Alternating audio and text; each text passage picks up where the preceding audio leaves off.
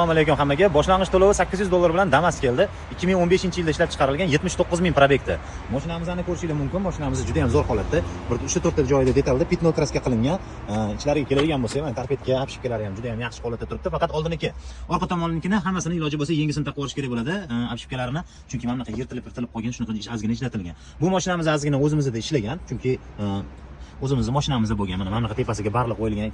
Iloji bo'lsa mana bitta subwoofer bilan mana bu yaxshi magnitofoni ham bor. Yaxshi magnitofonga bitta usilitel qo'yib olsanglar, ikkita kolonka bilan juda ham zo'r holatga keladi. Даже mana o'zining ginamlarigacha turibdi, yoki yengidek turibdi.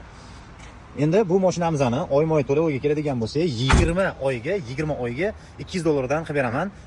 Boshlang'ich to'lovni agar $800 bilan chiqsa. Agarda yo'q, $800 yo'q, undan kamroq oyini cho'zib bering desangiz, men sizga $500 gacha boshlang'ich to'lovni qilib berishim mumkin. Mashinamiz 2015-yil 79,000 probekti. Kraskasiga keladigan bo'lsa, 4ta 5ta joylarda kraskasi bor. Keyin balonlarning holatini ham ko'rsataman. Balonlari mana shu 4ta bir xil hammasi. Juda ham yaxshi.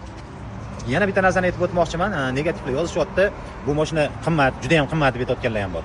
Sababini aytaman. Sababi bu 2000-3000 deb ko'rayotgan Instagramda boshqalar qo'yayotgan mashinani o'sha yo'q, motor qilish kerak, zadnimoz almashtirish kerak, ancha-muncha xarajati bor. Bu yerda xarajatsiz mashina bilan xarajati yo'q mashinani faqat farqlaydi. Iltimos, joningiz sog' bo'lsin. Menga negativ yozmanglar, iloji bo'lsa shart emas. O'zi mashinani qidirib yurgan o'zimizning klientlarimiz bor, xudoga shukr. Obunachilarim ham meni ko'p kuzatayotganlar, bilishadi.